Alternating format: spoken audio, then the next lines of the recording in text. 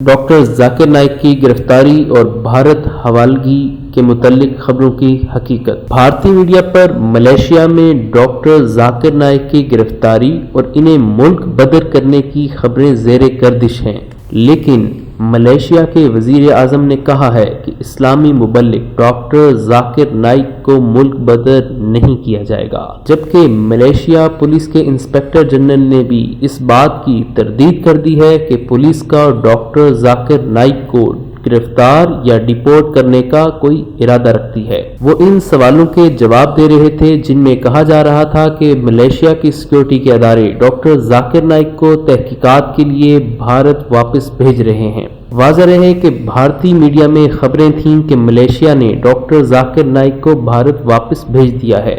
ہفتہ وار media briefing کے دوران بھارتی وزارت خارجہ کے ترجمان کا کہنا تھا کہ انہوں نے ڈاکٹر ذاکر نائک کی حوالگی کے لیے ملائیشیا کی حکومت کو درخواست کی ہے، جو کہ بھارتی شہری ہیں اور ملائیشیا میں قیام پذیر ہیں۔ ان کا کہنا تھا کہ موجودہ مرحلے پر ہماری درخواست ملائیشیا میں سرگرمی کے ساتھ زیر غور ہے۔ کوالالمپور میں ہمارا ہائی کمیشن اس سلسلے میں ملائیشیا کے متعلقہ حکام سے باضابطہ رابطہ قائم کیے ہوئے ہے۔ یاد رہے کہ اس سے قبل جنوری 2017 میں بھی بھارت کی وزارت خارجہ نے ڈاکٹر ذاکر نائک کی حوالگی کے لیے درخواست کی تھی، جسے ملائیشیا نے رد کر دیا تھا، جبکہ مسلم اسکالر ڈاکٹر ذاکر نائک نے بھی بھارت واپس آنے کی خبروں کی تردید کرتے ہوئے کہا ہے کہ شفاف ٹرائل کی یقین دہانی تک وہ بھارت واپس نہیں جائیں گے۔ بھارت میں ڈاکٹر ذاکر نائک کے ترجمان کے گزشتہ روز جاری کردہ بیان کے مطابق ڈاکٹر ذاکر نائک کا کہنا ہے کہ ان کی بھارت جانے سے متعلق تمام خبریں بے بنیاد اور جھوٹی ہیں۔ شفاف ٹرائل تک ان کا بھارت جانے کا کوئی ارادہ نہیں ہے۔ Islamic scholar doctor Zakir Naik نے ایک بیان جاری کر کے کہا ہے کہ ان کے ہندوستان لوٹنے کی خبریں پوری طرح سے بے بنیاد اور جھوٹی ہیں۔ ڈاکٹر ذاکر نائک نے اپنے بیان میں کہا ہے کہ حکومت اگر انصاف پسند ہو تو انشاءاللہ میں ہندوستان واپس آؤں گا۔ I am Zakir Naik. The news of my coming to India is baseless and totally false. I have no plans to come to India till I don't feel safe from unfair prosecution. Inshallah, when I feel that the Indian government will be just and fair, I will surely return to my homeland. Thank you. واضح رہے کہ بھارتی media میں خبریں تھیں کہ Malaysia نے doctor Zakir Naik کو گرفتار کر کے بھارت واپس بھیجنے کی تیاری شروع کر دی ہے۔ ڈاکٹر ذاکر نائک 2016 سے ملائیشیا میں قیام پذیر ہیں اور انہیں وہاں مستقل قیام کا اجازت نامہ یعنی پرماننٹ ریزیڈنٹ سٹیٹس دیا گیا ہے۔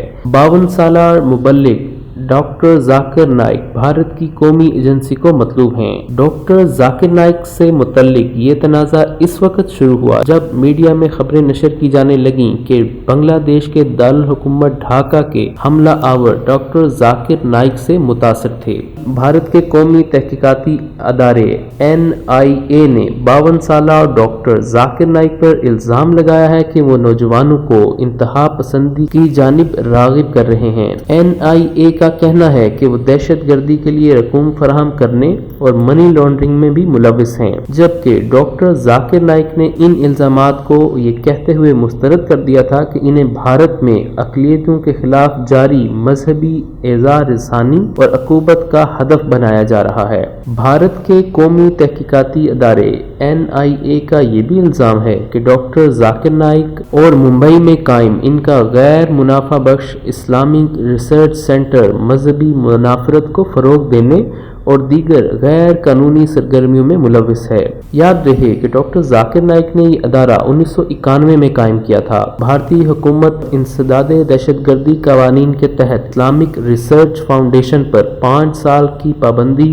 عائد کر کے ڈاکٹر ذاکر نائک کو مفرور قرار دے چکی ہے، جبکہ NIA کی سفارش پر بھارتی حکومت ڈاکٹر ذاکر نائک کا پاسپورٹ بھی منسوخ کر چکی ہے۔ بھارتی حکومت ان کے چینل پیس ٹی وی کو غیر قانونی قرار دے کر بھارت میں بند کر چکی ہے، جبکہ پیس ٹی وی کے نشریات پر بھارت سمیت کئی دوسرے ملکوں میں بھی پابندی عائد ہے۔